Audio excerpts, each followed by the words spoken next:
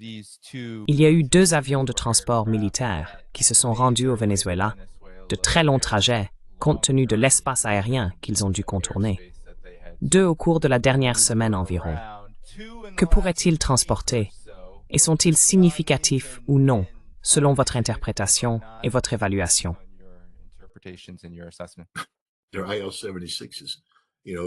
Ce sont des IL-76. Tu sais, si tu connais un peu, les gros transports sont assurés par quoi? La N-124. Les IL-76 peuvent transporter, tu sais, 2 ou 3 Pantsir, les systèmes de défense aérienne mobile à courte portée. Ils viennent d'Afrique, donc peut-être qu'ils puisent dans les stocks que la Russie avait fournis là-bas quand Wagner opérait. Maintenant, c'est le corps africain, donc peut-être qu'ils utilisent une partie de ces stocks. Peut-être que certains conseillers arrivent aussi. La durabilité, c'est essentiel. Je veux dire, tu peux faire venir de bons éléments, mais comment les maintenir sur la durée?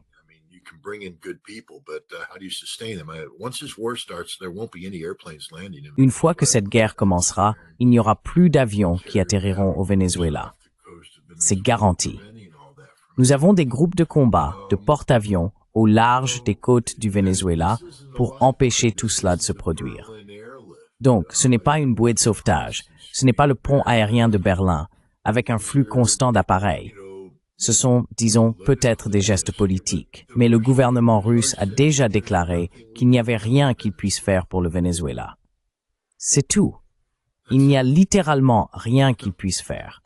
La Russie ne va pas s'engager dans une guerre ouverte avec les États-Unis au Venezuela dans ces conditions logistiques. La Russie ne peut pas soutenir ce combat.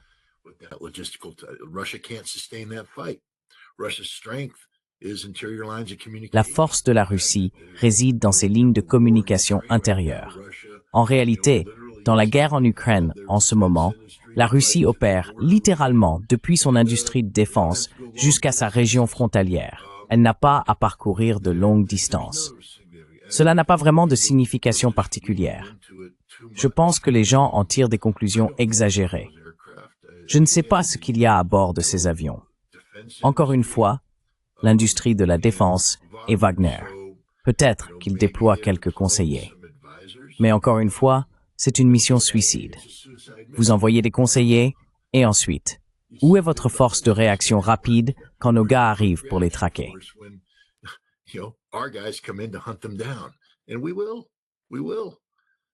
Et nous le ferons. Nous le ferons. Voilà tout. Je ne veux pas trop interpréter cela. Le Venezuela est dans une situation très très mauvaise. Et il n'y a pas d'armes. Je veux dire, si j'étais les Vénézuéliens, je lancerais aujourd'hui une attaque surprise contre les États-Unis avec tout ce que j'ai. Je ferais décoller tous mes avions et j'essaierais de faire exploser autant de F-35 que possible sur les pistes. Je saturerais un groupe aéronaval avec tous les missiles anti-navires dont je dispose et j'essaierais de couler un navire et de causer des dégâts. Parce que c'est votre seule chance. Une fois la guerre commencée, nous contrôlons la situation. Nous le faisons mieux qu'eux. Nous avons la guerre électronique. Nous avons de meilleurs missiles. Nous avons tout en mieux.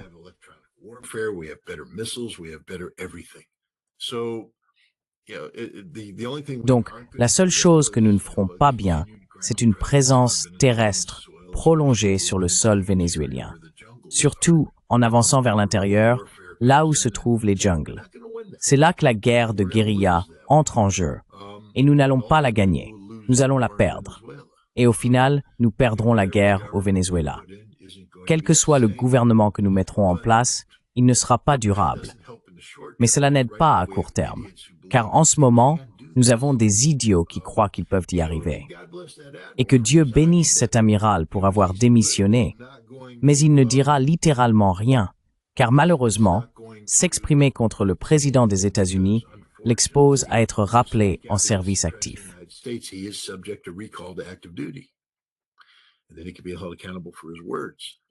Alors, il pourrait être tenu responsable de ses paroles. Il n'y a pas de liberté d'expression dans l'armée, et on ne perd pas ses obligations au titre du Code de justice militaire lorsqu'on prend sa retraite en tant qu'officier général. Donc, encourager les gens à s'exprimer, Je veux dire, oui, j'aimerais voir des personnes ayant le courage de le faire. Mais avec cette administration, ce FBI, ce ministère de la Justice, ce ministère de la Défense, on ne trouvera pas beaucoup de gens prêts à sacrifier leur retraite, leur avenir, leur sécurité ou leur famille. Je ne retiens pas mon souffle en attendant la prochaine génération de Smedley Butler.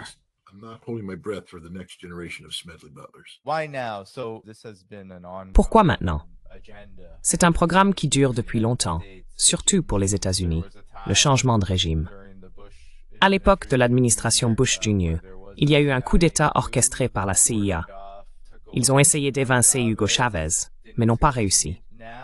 Aujourd'hui, il semble que les tensions reviennent à ce niveau, voire pire.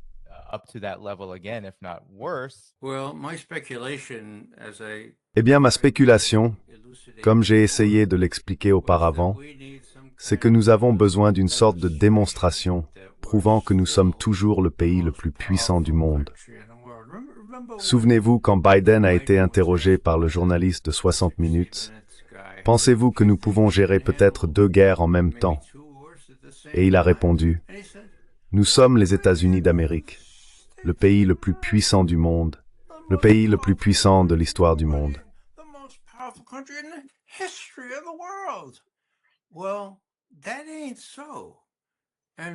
Eh bien, ce n'est pas le cas. Et à court terme, on peut avoir Marco Rubio qui court partout, et le vieux Dick Cheney, vous savez, qui dirige le département de la guerre. Mais comme Scott l'a dit, où cela va-t-il mener? Est-ce que cela va repartir dans les jungles, comme au Vietnam? Ce sera inévitable si on poursuit dans cette voie. Donc, ma prédiction, pour ce qu'elle vaut, c'est qu'ils vont pilonner le Venezuela à coups de Tomahawk. Ils essaieront de frapper Maduro, pas avec un Tomahawk, mais avec la CIA. Mais je ne suis pas sûr qu'ils puissent réussir. L'autre chose que je dirais, c'est ceci. Les Russes ont fait preuve d'une patience incroyable, vraiment incroyable, face aux manigances de cette administration. C'est à peine croyable. Alors les États-Unis frappent et bombardent l'Iran. Et que dit le Kremlin? Eh bien d'accord, c'est une autre région. Cela reste subordonné à notre désir primordial d'établir une plus décente avec les États-Unis.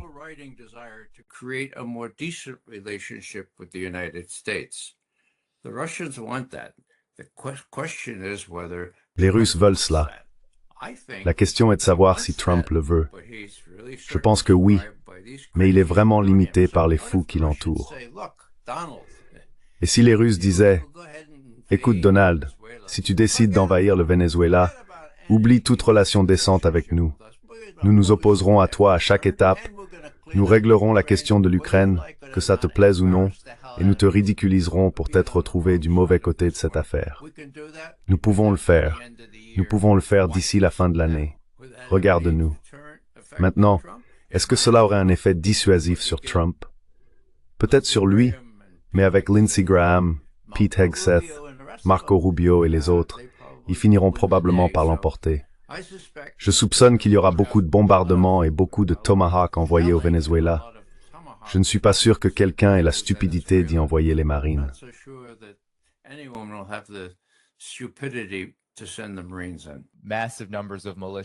Un nombre massif de milices se forme actuellement au Venezuela. Elles se préparent à une longue guerre de guérilla, presque prolongée, dont vous avez dit qu'elle ne se terminerait pas bien pour les États-Unis. Pourquoi cela prend-il cette direction? Pourquoi maintenant? Et pourquoi maintenant, comme je l'ai demandé à Ray? Marco Rubio. Marco Rubio. Que veux-tu dire? Pourquoi maintenant? Il est à la fois secrétaire d'État et conseiller à la sécurité nationale. C'était inévitable. Dès que Rubio est devenu secrétaire d'État, on savait que nous allions nous en prendre au Venezuela, parce que c'est son projet de cœur depuis 2016. Donc tu vois, ça devait arriver. Trump a mis la mauvaise personne au poste de secrétaire d'État. Si nous avions eu un autre secrétaire d'État, nous aurions eu d'autres priorités. Mais tu sais, Marco Rubio, il pense que c'est ce qui va lui permettre de devenir président des États-Unis. C'est ce qui va faire son nom. Donc c'était inévitable. Voilà pourquoi maintenant. Parce que Rubio est à la fois secrétaire d'État est conseiller à la sécurité nationale.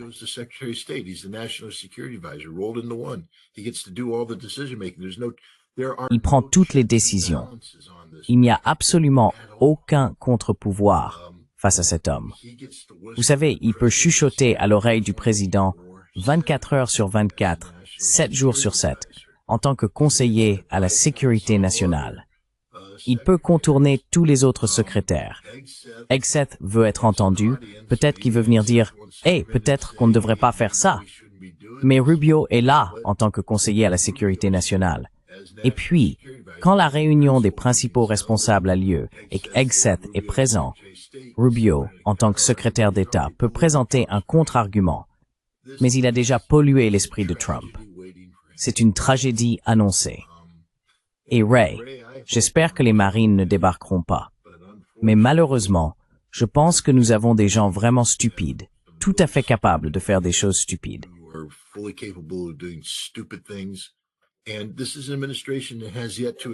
Et voici une administration qui n'a pas encore connu les sacs mortuaires, ni les conséquences politiques des sacs mortuaires. Et ce sera pire pour cette administration, car elle avait promis la paix. Elle avait dit à sa base que ce serait l'administration de la paix. Il s'avère que celle-ci a le potentiel d'être l'une des administrations les plus bellicistes que nous ayons jamais eues. Ce n'est pas seulement le Venezuela. Cet homme veut aller tuer des Nigérians. Il veut s'impliquer dans la défense du christianisme au Nigeria. C'est un homme responsable du génocide à Gaza. Littéralement, il a déjà bombardé l'Iran. Et maintenant, vous savez, nous prétendons nous laver les mains de la guerre en Ukraine, mais nous fournissons des armes directement et indirectement qui entraînent la mort de milliers d'hommes ukrainiens chaque jour.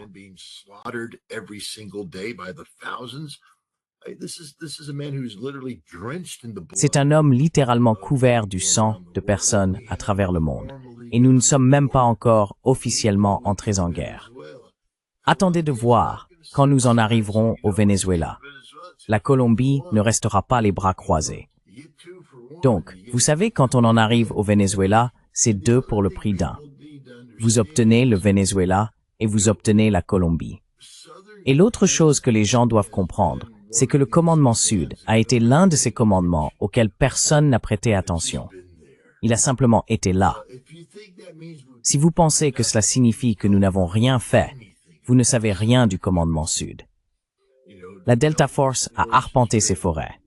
La DEA dispose d'une véritable armée paramilitaire pour les opérations antidrogue, et je parle de dizaines de milliers d'hommes.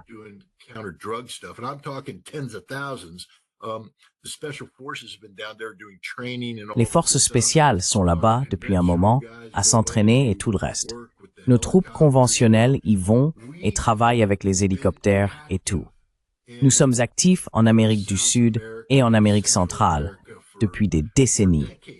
Très actifs. Et ces gens-là deviennent complètement focalisés, ils mettent des œillères. Alors ceux qui donnent des conseils font venir les gars de la DEA en disant « Oh, on s'en charge, on a de bonnes relations avec les habitants, on peut y aller et faire des opérations. » Et la CIA les accompagne en construisant leur petite armée locale. Delta est là en disant « On peut faire une capture quand vous voulez.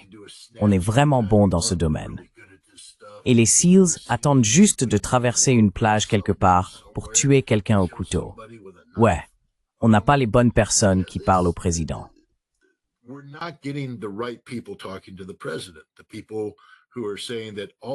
Les gens qui disent que tout ce que nous avons fait, Monsieur le Président, vous devez le savoir, cela n'a pas fonctionné. La guerre contre la drogue, nous l'avons perdue. Nous sommes en train de la perdre. Tout ce que nous avons fait, nous tuons des gens, mais cela ne résout jamais le problème. La solution militaire n'a jamais réussi. Et le Panama, Scott? Eh bien, bon sang, quel grand succès là-bas. Et je veux juste dire, vous parlez de ces milices. Le Panama avait aussi une milice citoyenne. J'ai oublié le nom de la banlieue de Panama City que nous avons incendiée et où nous avons tué des milliers de personnes. La milice vénézuélienne, dans un affrontement direct contre l'armée américaine, n'a aucune chance. Nous les massacrerons. Maintenant, si nous nous retrouvons dans une situation de guerre de guérilla, c'est différent. Mais l'idée qu'il y aurait 10 000 membres de milices rassemblés pour prendre le contrôle, c'est juste une cible.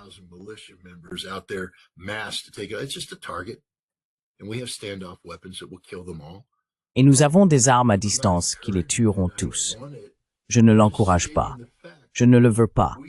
Je ne fais qu'énoncer un fait. Nous avons aujourd'hui un président qui assassine littéralement des gens dans des bateaux au large du Venezuela. Nous ne savons pas ce que font ces bateaux, et cela n'a aucune importance. C'est un meurtre, c'est un crime de guerre, et les hommes qui exécutent ces ordres sont des criminels de guerre. Et ceux qui donnent les ordres sont des criminels de guerre. On ne peut pas se défendre en disant « je ne fais qu'obéir aux ordres ». Les règles d'engagement sont claires. Ces gens ne présentent pas d'armes. Nous ne sommes pas en état de guerre. Vous n'avez aucun droit de bombarder ce bateau. Absolument aucun. Zéro. Et dès l'instant où vous le faites, vous commettez un meurtre. Vous voulez que ces gens prennent la bonne décision, qu'ils fassent le choix moral. Ce sont déjà des criminels de guerre. Que pouvons-nous attendre de plus de leur part?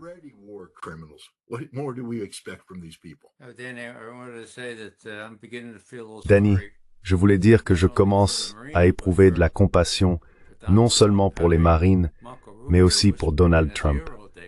Avoir Marco Rubio qui lui chuchote à l'oreille toute la journée doit être une punition assez terrible.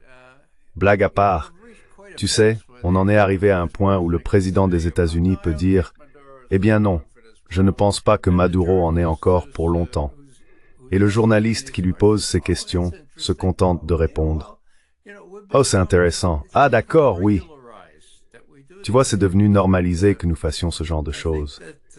Je pense que peut-être les médias indépendants auront un certain impact ici.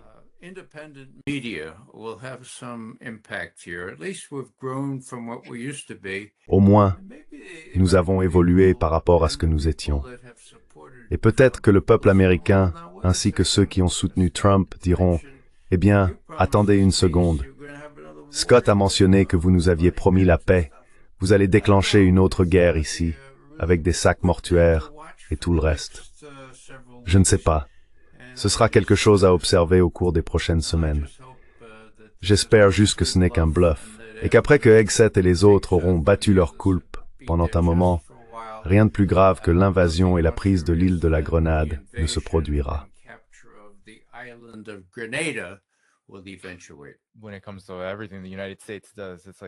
Quand il s'agit de tout ce que font les États-Unis, c'est un peu comme les conséquences politiques dont tu parlais plus tôt, Scott.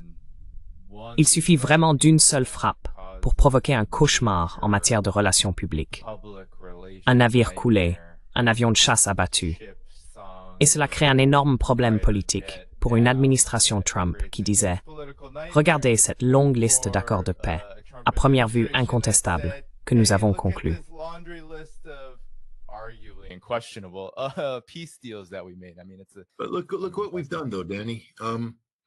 Mais regarde ce que nous avons fait, Danny. Je veux dire, nous avons des troupes américaines dans des villes américaines.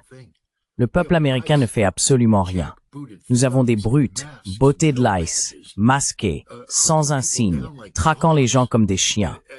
Et tous les partisans de MAGA disent « C'est pour ça que j'ai voté. C'est pour ça que j'ai voté. » Donc Trump les a conditionnés à accepter ces absurdités. Je veux dire, les mêmes personnes qui crient contre l'ICE et disent « Il faut se débarrasser de ces immigrés » vont tomber dans le piège du discours « Maduro, trafic du fentanyl, et nous devons l'éliminer ». Je ne pense pas, enfin, je pense que Trump, que ce soit volontaire ou accidentel, a fait le meilleur travail possible pour préconditionner le peuple américain à cela. Et si cela échoue, quelle sera la prochaine chose qu'il fera?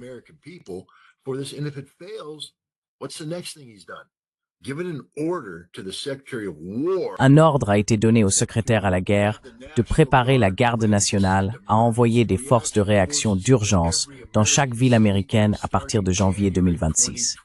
Et où est le Congrès? Où est le peuple américain? Où est la garde nationale? Vous savez, où sont les gens qui se lèvent pour dire « Non, cela n'arrivera pas. Non, Monsieur le Président, nous n'allons pas faire ça. » Le Congrès, non. Par-dessus notre cadavre, littéralement, Monsieur le Président. La Cour suprême, non. cela n'arrivera pas, Monsieur le Président. Tout le monde se tait. Le peuple américain applaudit. C'est la partie la plus triste. Nous avons des voyous dans la rue qui traquent des gens, et le peuple américain les encourage. Je sais qu'il y a une poignée de personnes qui disent « Non, nous ne devrions pas faire ça ». MAGA, les types qui ont mis ce fou au pouvoir, c'est pour ça que j'ai voté.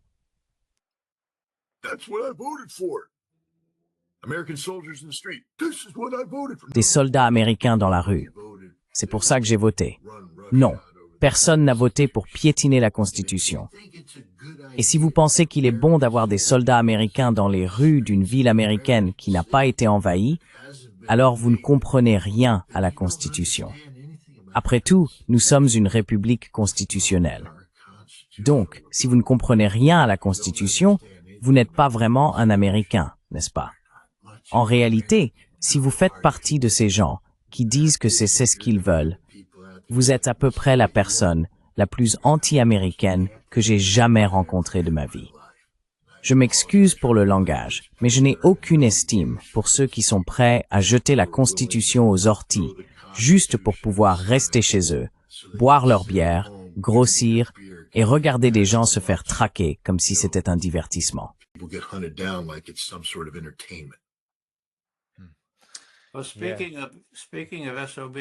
En parlant des Supremes, je suppose qu'ils vont prendre d'importantes décisions concernant les tarifs douaniers.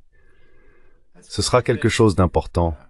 J'ai un peu d'espoir qu'ils prendront la bonne décision à ce sujet. Ils pourraient même exiger que Trump rende l'argent supplémentaire que nous avons gagné grâce aux tarifs. Je pense que cela lui donnerait une petite claque symbolique.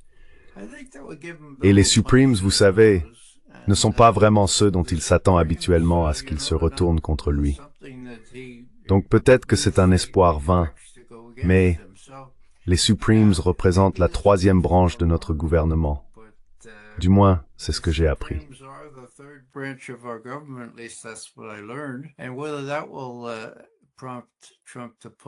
Et cela incitera-t-il Trump à se montrer un peu plus prudent parce qu'il est jusqu'au cou dans cette affaire? Je veux dire, le gouvernement est à l'arrêt, il est perdu en Asie, il est en train de perdre l'Ukraine, et il est embarrassé parce qu'il cautionne à Gaza. Je veux dire, jusqu'où va-t-il creuser ce trou avant d'essayer d'en sortir? Je n'en sais rien. Mais tout est en mouvement. C'est peut-être le principal message. Et encore une fois, nous verrons bien quand l'USS Gerald R. Ford arrivera au large du Venezuela. Je ne m'inquiète pas de voir le Gerald R. Ford arriver sur zone. Ils peuvent worry. Puis-je faire une petite remarque? J'ai eu la mauvaise idée de lire le chat. À tous les abrutis qui disent « c'est pour ça que j'ai voté ». Non, c'est pas vrai. Vous n'en avez aucune idée. Je n'ai pas vu ça. 25 millions d'immigrés en situation irrégulière. Eh, les idiots. Il y a une chanson que Joan Baez et Bob Dylan chantent, intitulée « Deportees ». Elle parle, je crois, de Los Gatos Canyon. Il y avait un C-46 qui s'est écrasé, peut-être en 1946 ou 1947, juste après la Seconde Guerre mondiale, avec un groupe de personnes expulsées. Vous savez, nous renvoyons des gens depuis longtemps. Ce n'est pas nouveau. Et vous tous qui allez à l'épicerie et achetez des légumes frais, devinez qui les accueillit? Très probablement, pas moi. Des immigrés sans papier. Tous les travaux de toiture que vous avez, oh Scott, ce sont des équipes 100% américaines? Pas vraiment. L'Amérique fonctionne grâce aux sans-papiers. Nous dépendons d'eux depuis des décennies. C'est ce que nous voulons. C'est ce que nous avons fait. C'est ainsi que notre économie fonctionne.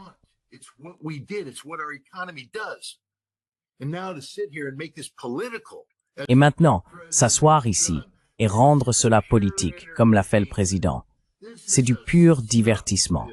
C'est un film macabre, rien d'autre. Cela ne corrige pas le problème, parce que le problème ne peut pas être corrigé. Et le président ne le corrige pas, parce qu'il a accordé des dérogations à tout le monde. C'est du pur divertissement. Et si vous êtes là dehors à défendre ce que le président a fait, vous êtes plus bête que de la crotte. Je vais le dire comme ça. J'en ai assez de ces gens. C'est pour ça que j'ai voté. Vous ne savez pas pourquoi vous avez voté. Et je vais vous dire une chose. Le jour où vous serez coincé dans un bel embouteillage sans votre pièce d'identité et qu'on vous posera une question, eh bien, je suis américain, et qu'on vous sortira de la voiture pour vous tabasser, je vais en rire.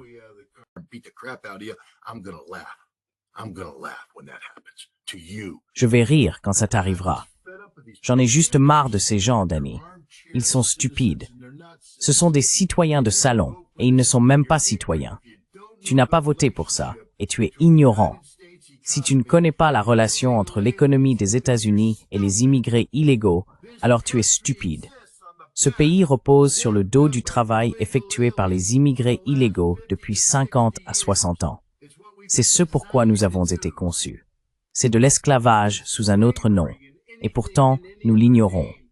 Ces petits gens de couleur qui font ton lit dans les hôtels, ces petits gens de couleur qui font tout en Amérique et auxquels nous fermons les yeux, ils me dégoûtent, Danny. Je suis désolé.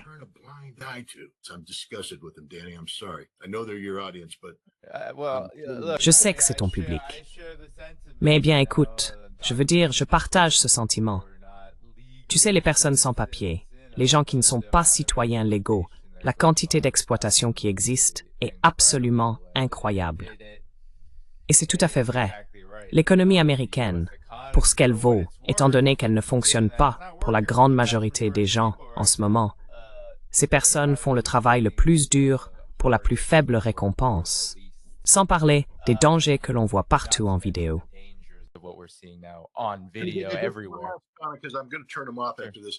Parce que je vais les éteindre après ça. La Constitution des États-Unis ne te protège pas? Lis donc cette fichue Constitution. Lis les décisions de la Cour suprême. Tu ne sais même pas de quoi tu parles. La Constitution protège tout le monde aux États-Unis, qu'ils soient citoyens américains ou non. Ils ont droit à une procédure régulière.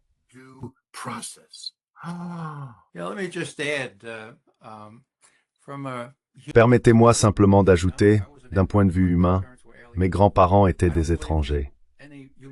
Je ne crois pas qu'un être humain puisse être illégal. Je pense que beaucoup d'entre nous viennent d'une tradition de foi qui accorde un traitement préférentiel aux étrangers, aux veuves, aux réfugiés, aux orphelins. Du moins, c'est ce que nous prétendons croire. Donc un des problèmes que j'ai concerne l'Église institutionnelle qui le sait et prétend le suivre, mais ne prêche pas la parole. Et il peut y avoir des chrétiens imbus d'eux-mêmes qui croient faire exactement ce qu'il faut en donnant des coups de pied à ces étrangers illégaux et en les chassant du pays. Vous savez, c'est un échec de nos dirigeants moraux, et le résultat de cela est un défi pour le reste d'entre nous, parce qu'il n'y a que nous. Je veux dire, il n'y en a jamais eu d'autres.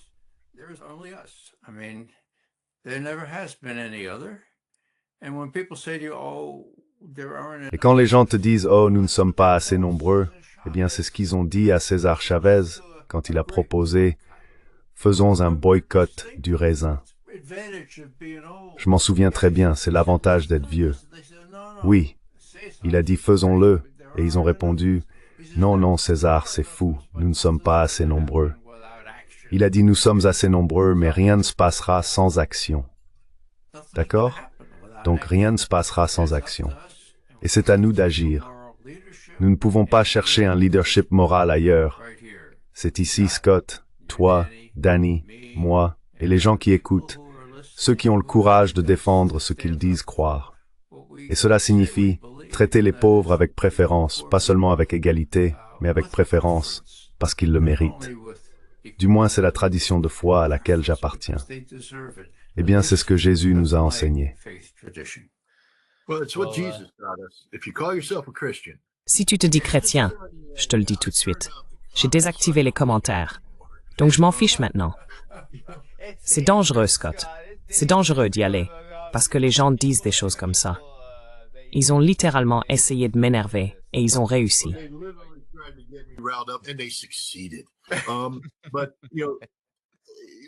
Mais, vous savez, nous avons cette majorité morale en Amérique. Vous savez, nous sommes une nation chrétienne. Nous avons cette éthique judéo-chrétienne. Ce fondement. Si vous allez à l'église, que vous avez été baptisé, que vous vous appelez chrétien, et que vous applaudissez ce que fait l'ICE, vous n'êtes pas chrétien. Pas du tout. Parce que je peux vous le garantir, Jésus ne permettrait pas que cela arrive. Ce n'est pas ce que Jésus ferait.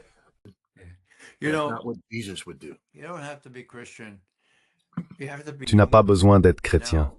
Tu as besoin d'être humain. L'une de mes citations préférées vient de Kurt Vonnegut, un humaniste, athée, agnostique. On lui a demandé, « Kurt, que penses-tu de Jésus de Nazareth ?» Et il a répondu, « Oh, eh bien tu sais, je ne sais pas s'il était le Fils de Dieu ou non, mais sans le sermon sur la montagne, je crois que je préférerais être un cafard. » Réfléchis à ça, d'accord? Maintenant, nous avons la Constitution. C'est formidable. Mais nous avons aussi le sermon sur la montagne, qui est un vrai défi. L'idéal pour moi, c'est de combiner les deux et de donner la priorité à ceux qui ont le plus besoin d'aide. Comme mes ancêtres ont bénéficié d'une telle priorité il y a 2 siècles, il y a 1 siècle.